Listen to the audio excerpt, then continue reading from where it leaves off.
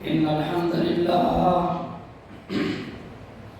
نحمده ونستعينه ونستغفره ونؤمن به ونتوكل عليه ونعوذ بالله من شرور أنفسنا ومن سيئات أعمالنا من يهده الله فلا مضل له ومن يضلله فلا هادي له ونشهد أن لا إله إلا الله ونشهد أن محمدا عبده ورسوله أما بعد أعوذ بالله من الشيطان الرجيم بسم الله الرحمن الرحيم يا أيها الناس اتقوا ربكم الذي خلقكم من نفس واحدة وخلق منها زوجها وبث منهما رجالا كثيرا ونساء واتقوا الله الذي تساءلون به والأرحام إن الله كان عليكم رقيبا يا أيها الذين آمنوا اتقوا الله حق تقاته ولا تموتن إلا وأنتم مسلمون يا أيها الذين آمنوا اتقوا الله قولوا قولا سديدا يصلح لكم أعمالكم ويغفر لكم ذنوبكم ومن يطع الله ورسوله فقد فاز فوزا عظيما قال النبي صلى الله عليه وسلم فإن خير الحديث كتاب الله وخير الهدي هدي محمد صلى الله عليه وسلم وشر الأمور محدثاتها وكل محدثة بدعة وكل بدعة ضلالة وكل ضلالة في النار أعوذ بالله من الشيطان الرجيم بسم الله الرحمن الرحيم يرفع الله الذين آمنوا منكم أوتوا العلم درجات وقال الله تعالى في موضع آخر كلما ألقي فيها فوج سألهم خزنتها ألم يأتكم نذير قالوا بلى قد جاءنا نذير فكذبنا وقلنا ما نزل الله من شيء إن أنتم إلا في ضلال كبير وقالوا لو كنا نسمع أو نعقل ما كنا في أصحاب السعير رب اشرح لي صدري ويسر لي أمري واحلل عقدة من لساني يفقهوا قولي ربي زدني علما اللهم إني أسألك علما نافعا ورزقا طيبا وعملا متقبلا يا معلم آدم وإبراهيم علمني يا مفهم سليمان فهمني برادران اسلام پردہ-نشین مائی بہنوں، اللہ رب العالمین احکم الحاکمین وحدہ لا شریک لیے ہی تمام تعریفیں لائق و زیبا ہیں، جس کے قبضہ قدرت میں میری اور آپ کی جان ہے، مال ہے، ہماری ہر چیز اس کی رب العالمین کے قبضہ قدرت میں ہے۔ غرض جو کچھ ہو چکا ہے یا جو کچھ ہو رہا ہے یا جو کچھ ہونے والا ہے، اس میں صرف اور صرف اللہ تبارک و تعالیٰ کی مشیت، اس کے حکم اور اس کے فیصلے کے تحت ہے۔ اسی لیے شاعر کہتا ہے تو خالق دوزخ ہے تو مالک جنت ہے، تو خالق دوزخ ہے تو مالک جنت ہے، غصہ تیرے آگے یا رب تیری رحمت ہے، تو واحد یکتا ہے کوئی بھی نہیں تجھ سا، تو واحد یکتا ہے کوئی بھی نہیں تجھ سا، ہر شے پہ عالم پہ حاصل تجھے قدرت ہے، تو ملک کا مالک ہے دے ملک جسے چاہے، تو ملک کا مالک ہے دے ملک جسے چاہے، عزت تیرے بس میں ہے بس میں تیرے ذلت ہے، ہم بندے عاجز ہیں مختار دو عالم تو، ہم بندے عاجز ہیں مختار دو عالم تو، کرتا ہے تو ہی پوری جو اپنی ضرورت ہے۔ اس مختصر حمد کے بعد بے شمار درود و سلام کا نذرانہ ہو تمام انبیاء پر خصوصاً جناب محمد رسول اللہ صلی اللہ علیہ وسلم کی ذات پر، کیونکہ نبی اکرم صلی اللہ علیہ وسلم کی ذات ہمارے لیے اسوہ ہے، نمونہ ہے، آئیڈیل ہے۔ جب تک ہم ان کی زندگی کو اپنی زندگی سے نہیں جوڑیں گے اور ان کے طور طریقوں کو اپنی زندگی میں نہیں لائیں گے، ان کے رہن سہن کو اپنا اوڑھنا بچھونا نہیں بنائیں گے، تب تک نہ ہم دنیا میں کامیاب ہو سکتے ہیں، نہ آخرت میں ہماری سنور سکتی ہے۔ برادران اسلام، ایسا نہیں ہے کہ اللہ کے نبی صلی اللہ علیہ وسلم نے کسی کام کو یا کسی عمل کو ادھورا چھوڑ دیا ہے، ونعوذ باللہ، اس پر عمل پیرا ہونے کے لیے ہمیں کسی اور راستے کی، کسی اور طریقے کی حاجت و ضرورت محسوس ہو سکتی ہے۔ ایسا ہرگز نہیں ہے۔ اللہ کے نبی صلی اللہ علیہ وسلم نے وہ ساری باتیں واضح طور پر بیان فرما دی جس پر عمل پیرا ہو کر ایک انسان دنیا اور آخرت میں کامیاب ہو سکتا ہے۔ ضرورت کیا ہے ہم کسی اور راستے کی، کسی اور طریقے کی؟ اللہ کے نبی صلی اللہ علیہ وسلم کی سیرت، ان کی سنت، ان کا عمل ہمارے لیے کافی ہے۔ آج بھی دیکھنا چاہیں تو دیکھ سکتے ہیں کہ اللہ کے نبی صلی اللہ علیہ وسلم لباس کیسے پہنا کرتے تھے، ان کا رہن سہن کیسا تھا، وہ اپنی بیویوں کے ساتھ اس طرح سے پیش آتے تھے، بڑوں کے ساتھ ان کا سلوک کیسا تھا، چھوٹوں کے ساتھ وہ کس شفقت کے ساتھ پیش آتے تھے، وہ چلتے پھرتے کس طرح سے تھے۔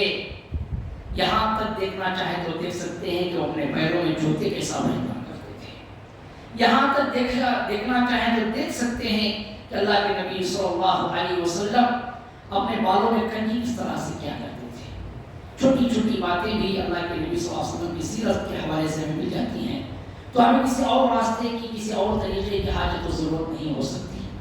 اسی لیے علامہ حالی علیہ رحمٰن نے کیا ہی خوب فرمایا، وہ بجلی کا کڑکا تھا کہ سوتے ہادی، وہ بجلی کا کڑکا تھا کہ سوتے ہادی، عرب کی زمین جس نے ساری ہلا دی۔ برادران اسلام، اس مختصر حمد و ثناء کے بعد غرض میں کہنا چاہتا ہوں، اس سرزمین پر احکام اور فیصلے اللہ تبارک و تعالیٰ کے چلیں گے، لیکن طریقہ جناب محمد رسول اللہ صلی اللہ علیہ وسلم کا ہوگا۔ برادران اسلام، حالات آپ سے چھپے ہوئے نہیں ہیں، حالات آپ سے مخفی نہیں ہیں، کہیں آسانیاں ہیں، کہیں مشکل ہے، کہیں تکالیف ہے، کہیں خوشحالی ہے، پھر خوشحالی کے بعد پھر تکالیف ہے، اور پھر جو ہے وہاں پر جو ہے خوشیاں ہیں۔ ایک جگہ سے دوسری جگہ یہ چیزیں، خوشی اور غم منتقل ہوتی رہتی ہیں، اڑوس پڑوس میں ہی حادثات ہو جاتے ہیں، اڑوس پڑوس میں ہی امن جو ہے ختم نظر آتا ہے، لوگ پریشان حال ہو جاتے ہیں، مصیبت زدہ ہو جاتے ہیں۔ ان کو کون سا راستہ اختیار کرنا چاہیے، کس راستے پہ چل کر کامیابی سے ہمکنار ہو سکتے ہیں، یہ سمجھنے کی ضرورت ہے۔ آج اس مختصر سے درس میں میں یہی بات آپ کو سمجھانے کی کوشش کروں گا۔ لوگ جو ہے، ہمارے مسلمانوں کی میں بات کرتا ہوں، بہک جاتے ہیں، جذباتی ہو جاتے ہیں، اور اوروں کی طرح اپنی تعداد کو بتانے کے لیے، اپنی طاقت کو بتانے کے لیے اور اپنی قوت کو کا مظاہرہ کرنے کے لیے غلط راستے اختیار کر جاتے ہیں۔ یہ چیز ہمیں سمجھنے کی ضرورت ہے۔ آج حالات اس طرح سے ہیں مسلمانوں کے، بربادی گلشن کے خاطر ایک ہی الو کافی ہے، بربادی گلشن کے خاطر ایک ہی الو کافی ہے، ہر شاخ پہ الو بیٹھا ہے، انجام گلستان کیا ہوگا۔ گلشن کہتے ہیں باغیچے کو، باغ کو خراب کرنے کے لیے، باغ کو، باغیچے کو تہس نہس کرنے کے لیے ایک ہی الو کافی ہوتا ہے۔ اب اندازہ لگائیں، باغ کے جتنے درخت ہیں، جتنی ٹہنیاں ہیں، ہر ٹہنی پر اگر الو بیٹھا ہوا ہو تو باغیچے کی حالت کیا ہوگی، باغ کی حالت کیا ہوگی۔ یہی حالت مسلمانوں کی ہے۔ کون اچھا، کون دوست، کون دشمن، یہ سمجھنا مشکل ہے۔ اس آزمائشوں کے دور میں، اس پرفتن دور میں واحد راستہ ایک ہی ہے، وہ ہے ایمانی راستہ، ایمان کا راستہ۔ غلامی میں ناکام آتی ہیں شمشیریں نہ تدبیریں، غلامی میں ناکام تبشیریں نہ تدبیریں، جو ہو ذوق یقین پیدا کر تو کٹ جاتی ہیں زنجیریں۔ ایمان مضبوط کیجیے، خود بخود زنجیریں کٹتی ہوئی چلے جائیں گی۔ اللہ کے نبی صلی اللہ علیہ وسلم جب مبعوث ہوئے، ایمان مضبوط ہوتا ہے۔ یہ بات سمجھ لیجیے، ایمان کو مضبوطی ملتی ہے، قوت ملتی ہے، طاقت ملتی ہے علم کی وجہ سے، علم کی روشنی میں، دین علم کی روشنی میں۔ علم دین کے بغیر اس کا ایمان مضبوط نہیں ہوتا۔ قُلْ هَلْ يَسْتَوِي الَّذِينَ يَعْلَمُونَ وَالَّذِينَ لَا يَعْلَمُونَ، اے نبی اکرم صلی اللہ علیہ وسلم آپ کہہ دیں کہ جاننے والے اور نہ جاننے والے دونوں برابر نہیں ہو سکتے۔ ایک جان کر عبادت کر رہا ہے اور ایک نہ جان کر عبادت کر رہا ہے، یہ دونوں برابر ہو سکتے نہیں۔ برادران اسلام، اسی لیے اللہ کے نبی صلی اللہ علیہ وسلم جب مبعوث کیا اللہ تبارک و تعالیٰ نے نبوت و رسالت سے نوازا، تو سب سے پہلے اللہ کے نبی صلی اللہ علیہ وسلم کو علم سکھایا گیا۔ اقرأ بسم ربک الذی خلق، خلق الانسان من علق، اقرأ وربک الاکرم الذی علم بالقلم، علم الانسان ما لم یعلم۔ جو اللہ کے نبی صلی اللہ علیہ وسلم جب مبعوث ہوئے، حالات بالکل بگڑے ہوئے تھے، بالکل خراب تھے، پرفتن طور تھا۔ لوٹ مار، بڑی سے بڑی برائی، بڑا سا بڑا گناہ کر کے ان کو کچھ شرمندگی محسوس نہیں ہوتی تھی۔ دو آدمی ہنستے کھیلتے سفر کے لیے نکلتے، گھوڑے پر گھوڑ سواری کرتے ہوئے، راستے میں تنگ راستہ آ جاتا جس سے ایک ہی گھوڑ سوار گزر سکتا تھا، تو دونوں میں جو ہے جھگڑا ہو جاتا کہ میں پہلے جاؤں گا، دوسرا کہتا ہے میں پہلے جاؤں گا۔ یہ جھگڑا جو ہے اتنا طول پکڑتا، وہ اپنے قبیلے والوں کو بلاتا، یہ اپنے قبیلے والوں کو بلاتا، پھر دونوں میں جنگ شروع ہو جاتی۔ سالوں سال تک یہ جنگ جاری رہتی، چھوٹے مسئلے میں، چھوٹے چھوٹے مسئلے میں۔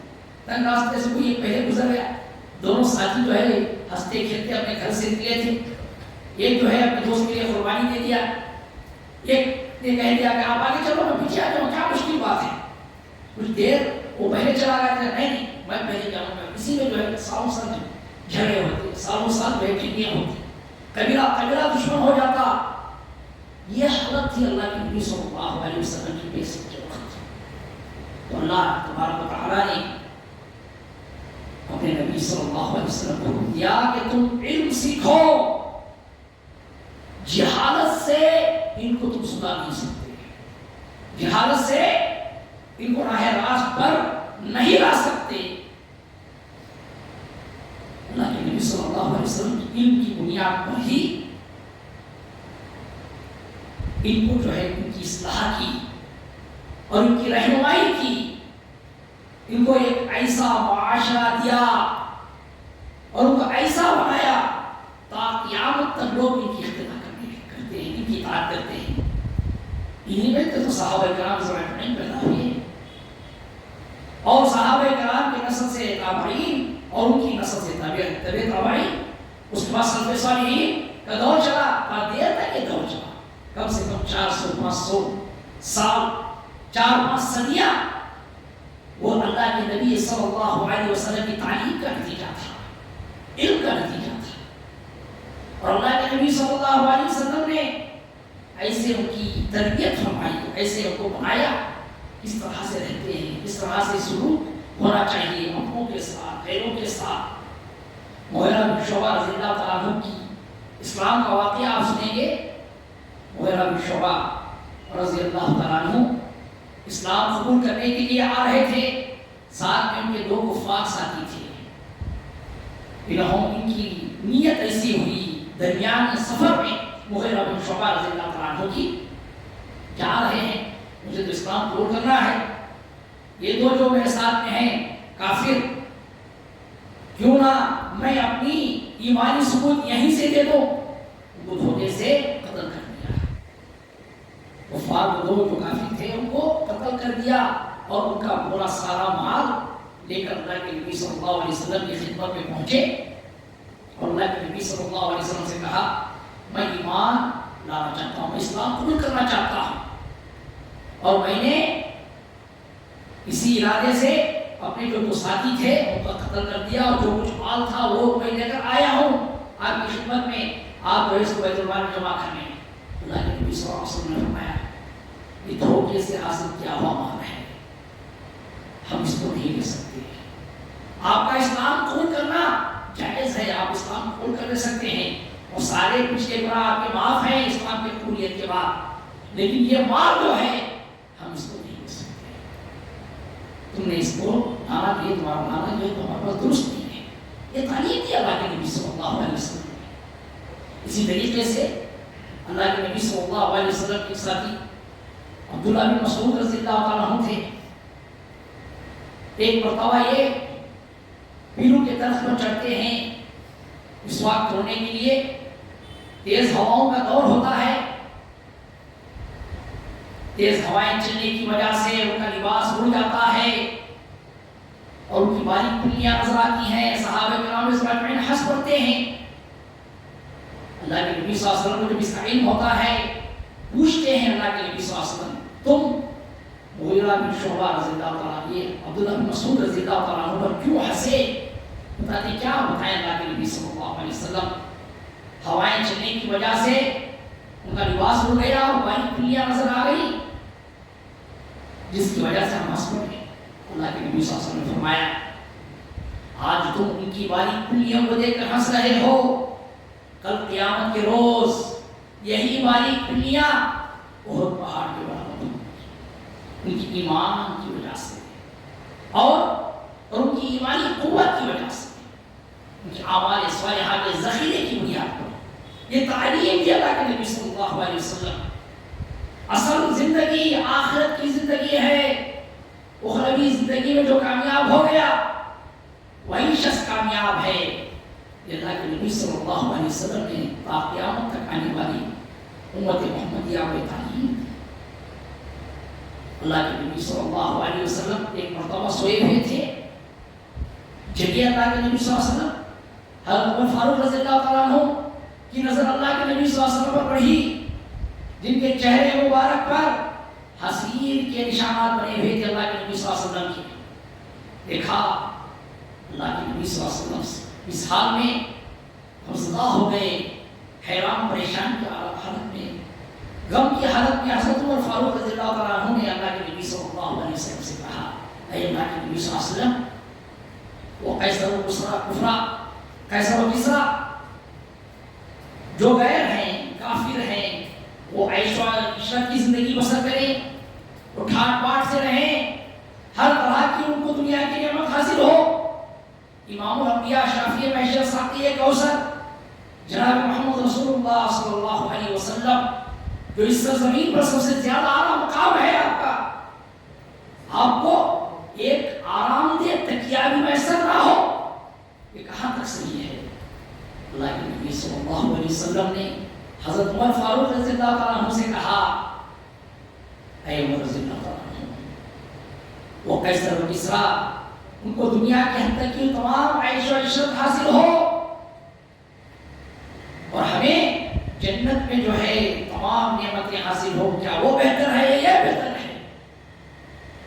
اللہ کے نبی صلی اللہ علیہ وسلم نے دنیا سے بیزاری کراتے ہوئے اللہ کے نبی صلی اللہ علیہ وسلم نے بتایا آج ضرورت اس بات کی ہے انسان اسلامی تعلیمات کو علم کی بنیاد پر لوگوں تک پہنچائیں، لوگوں کو بتلائیں۔ اغیار کا مشن کیا ہے کرتے ہیں آپ؟ ایک کرسچن سے سوال کیا، پوچھا کیا بات ہے، آپ بڑے ہمدردانہ انداز میں لوگوں کے ساتھ پیش آتے ہو، آپ سوشل ورکر ہو، لیکن اس کے باوجود آپ کے مذہب میں لوگ داخل نہیں ہوتے ہیں، کیا بات ہے؟ مسلمان خاص طور سے عیسائی مذہب نہیں قبول کرتے ہیں۔ اس نے جواب دیا اسے ہمارا مقصد یہ نہیں ہے کہ مسلمان عیسائی مذہب اختیار کریں، لیکن ہماری کوشش یہ ہے، ہمارا مقصد یہ ہے کہ مسلمان بن کر نہ رہیں، مسلمان بن کر نہ رہیں، انہیں مسلمانوں سے ڈر نہیں ہے بلکہ ڈر ہے اسلامی تعلیمات سے، ڈر ہے اسلامی تعلیمات سے، مسلمانوں کے عقائد سے، مسلمانوں کے ایمانی قوت سے۔ اسی لیے ہنٹر میں جب انگریزوں کا قبضہ تھا یہاں پر اس ہندوستان میں، تو ہنٹر جو انگریز کا ایک بڑا افسر تھا، اس نے کہا ہمیں بڑا ڈر لگتا ہے تقویت الایمان سے۔ تقویت الایمان میں کیا ہے؟ جن و جدال کی باتیں نہیں ہیں بلکہ عقائد کی باتیں ہیں، ایمان کی باتیں ہیں۔ اگر ان مسلمانوں میں ایمان آ جائے گا، عقائد مضبوط ہو جائیں گے، ہمیں ان سے لڑنا مشکل ہو جائے گا، مشکل ہی نہیں ناممکن معلوم ہوگا۔ اس لیے یہ اسلامی تعلیمات سے ڈرتے تھے۔ آج میں بتانا آپ کو چاہتا ہوں، اسلامی تعلیمات سیکھیں، اسلامی تعلیمات اپنائیں، تبھی جا کر ہم کامیاب و کامران ہو سکتے ہیں۔ سلف صالحین بڑا زور دیتے تھے اسلامی تعلیمات کو سیکھنے پر، اسلامی تعلیمات بتانے پر، اور ذرا سی غلطی پر آج دیکھو ہماری کوتاہیاں یہاں تک پہنچ گئی ہیں۔ غلطیاں اور غفلت ہماری یہاں تک پہنچ گئی ہے کہ بڑی سی بڑی غلطی ہوتی ہے، بڑا سا بڑا گناہ ہوتا ہے، کیا معمولی بات ہے، ایسا ہم محسوس کرتے ہیں۔ یہی ہماری سب سے بڑی کوتاہی ہے۔ بچہ ہو بڑا ہو، چھوٹی چھوٹی بات دیکھیں فوراً بتائیں۔ نماز آ رہے ہیں آپ، بولیں، کسی غفلت کی وجہ سے نہیں، اذان سنتے ہی وہ آ جاتے ہیں، ایسا سوچنا ہے کہ کچھ ان کو اظہار کریں اس بات کا کہ میں نماز کو جا رہا ہوں، آپ بھی آئیں، چاہے وہ کچھ بھی بولے، چاہے کچھ بھی سوچیں۔ بہت سارے لوگ بولتے ہیں ابھی بھی اذان سنائی دے رہی ہے، یا یہ ہم لوگ سوچتے ہیں کہ ہم اذان سن کر وقت دے کر جا رہے ہیں، ان کو معلوم نہیں ہوتا، کیا ان کو پتہ نہیں لگتا ہے وہ آ جائیں گے۔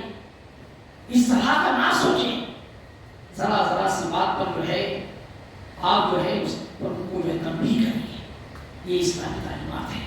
میں ایک واقعہ بیان کر کے اپنی بات کو ختم کر دیتا ہوں۔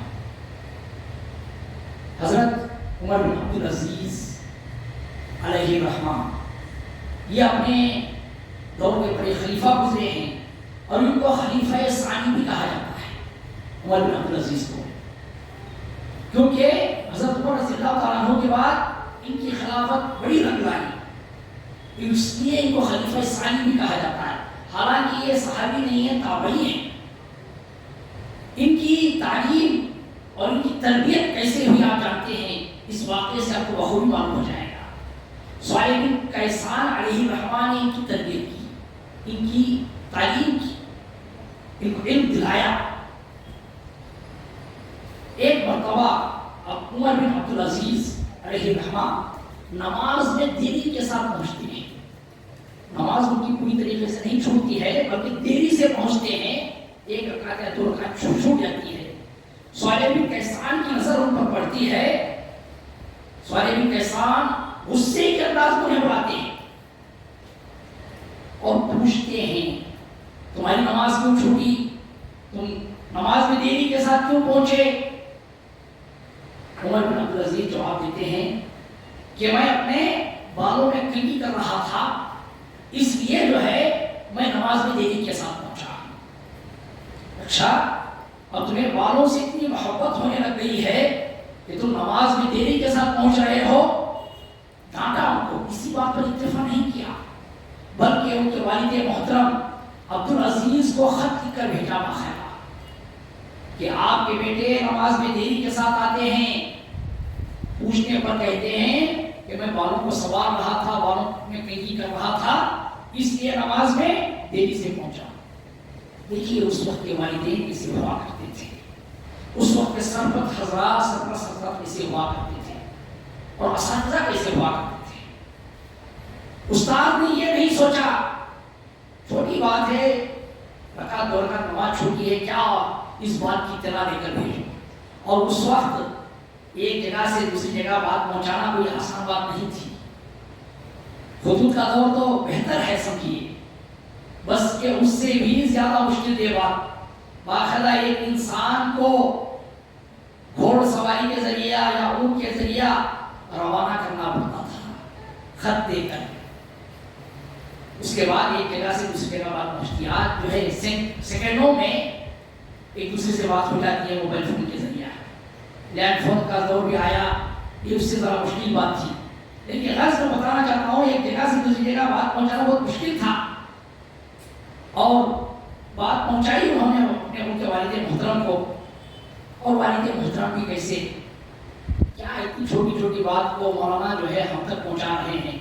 آج ہوتا ہے ایسا، کوئی شکایت استاذ یا عالم یا ٹیچر ان کے والد سے کرتا ہے تو کہتے ہیں ایسی چھوٹی چھوٹی باتیں تمہیں وہیں پر برابر کر لینا والد صاحب، یہاں تک نہیں بولنا ہمیں، اس طرح سے کہتے ہیں۔ لیکن اس وقت ان کے والد محترم نے ایک غلام کو باقاعدہ روانہ کیا اور اس سے کہا کہ پہلے جاؤ میرے بیٹے کے سر کے بال پوری طریقے سے موڑ دینا، اس کے بعد والد محترم سے ان کے استاد محترم سے معذرت کہہ کر معافی چاہ کر واپس آنا کہ آئندہ ایسی غلطی نہیں ہوگی، کیونکہ بال رہیں گے تو کی کرے گا، اس لیے اس کے بال کے سر کے بال پوری طریقے سے موڑ دینا۔ یہ کہہ کر عبدالعزیز نے بھیجا، اس میں بھی سبق موز باتیں چھوٹی چھوٹی باتوں پر کس طرح سے اصلاح کیا کرتے تھے، اور اس وقت اساتذہ اسے ہوا کرتے تھے، اس وقت کے سرپرست حضرات اسے ہوا کرتے تھے۔ آج ضرورت اس بات کی ہے کہ ہم اپنے بچوں کی تربیت بھی اسی طریقے سے کریں، ان کی اصلاح بھی اسی طریقے سے کریں، تب جا کر ایک صالح معاشرہ اور ایک بہتر معاشرہ ہوگا اور امان قائم ہوگا، مسلمانوں کو دنیا اور آخرت میں کامیابی حاصل ہوگی۔ یہ تمام باتیں اللہ کے نبی صلی اللہ علیہ وسلم کی سیرت کے حوالے سے، اللہ کے نبی صلی اللہ علیہ وسلم کی تعلیم کے حوالے سے یہ ہمیں ملتی ہیں۔ اس بات کا دھیان رکھتے ہوئے زیادہ سے زیادہ علم دین سیکھنے کی کوشش کریں، علم دین حاصل کرنے کی کوشش کریں، اور علم دین جب آئے گا تو ہماری عبادتوں میں نکھار آئے گا، اور حق کیا ہے، ناحق کیا ہے، صحیح کیا ہے، غلط کیا ہے، ہماری کامیابی کا راز کس میں مضمر ہے، یہ تمام باتیں واضح طور پر بیان ہو جائیں گی۔ آج لوگ جو ہے مسلمان طرح طرح کے راستے اختیار کرتے ہوئے اس میں کامیابی ہے، ایسا کریں گے تو ہماری بات بن جائے گی، اس طرح سے ہم بات کو منوائیں گے تو ٹھیک رہے گا، یہ طرح طرح کے جو ہے باتوں میں جو ہے الجھے ہوئے ہیں، صحیح راستہ میں نہیں مل پا رہا ہے۔ صحیح راستہ اگر آپ چاہتے ہیں تو یہ علم دین حاصل کریں، اللہ تبارک و تعالیٰ کے نبی جناب محمد رسول اللہ صلی اللہ علیہ وسلم کی تعلیمات کو سیکھیں، سمجھیں، اس کے بعد عمل پیرا ہو، تبھی جا کر کامیابی حاصل ہوگی۔ خباب بن عرب رضی اللہ تعالیٰ عنہ اللہ کے نبی صلی اللہ علیہ وسلم خانہ کعبہ میں لیٹے ہوئے تھے، سوئے ہوئے تھے، پہنچتے ہیں اے اللہ کے نبی صلی اللہ علیہ وسلم، حالات حد سے زیادہ آگے بڑھ گئے ہیں، پانی سر سے اوپر ہو چکا ہے، اب ہمیں ان کی تکالیف، ان کی سختیاں برداشت نہیں ہوتی ہیں۔ اللہ تبارک و تعالیٰ سے دعا کریں کہ اللہ تبارک و تعالیٰ ان ظالموں سے ہمیں چھٹکارا نصیب فرمائے۔ اللہ کے نبی صلی اللہ علیہ وسلم نے خباب بن عرب رضی اللہ عنہ سے فرمایا بہت جلدی کرتے ہو، تو بہت جلدی کرتے ہو۔ آج کا مسلمان بھی ترنت جلدی کامیابی حاصل کرنے کے لیے الگ الگ راستے اختیار کرتے ہوئے چلا جاتا ہے اور اسلامی تعلیمات کو چھوڑ دیتا ہے۔ تو خباب بن عرب رضی اللہ تعالیٰ عنہ اللہ کے نبی صلی اللہ علیہ وسلم نے کیا فرمایا، تم بڑی جلدی کرتے ہو۔ 1% بھی ہم صحابہ کرام اجمعین کے مقابلے میں تکلیفیں برداشت کرنے کی طاقت نہیں رکھتے، لیکن اس کے باوجود اللہ کے نبی صلی اللہ علیہ وسلم نے خباب بن عرب رضی اللہ تعالیٰ عنہ کو یہ کہا کہ تم بڑی جلدی کرتے ہو، تم نے تکلیفیں دیکھی کہاں ہیں، تم نے سختیاں صحیح کہاں ہیں۔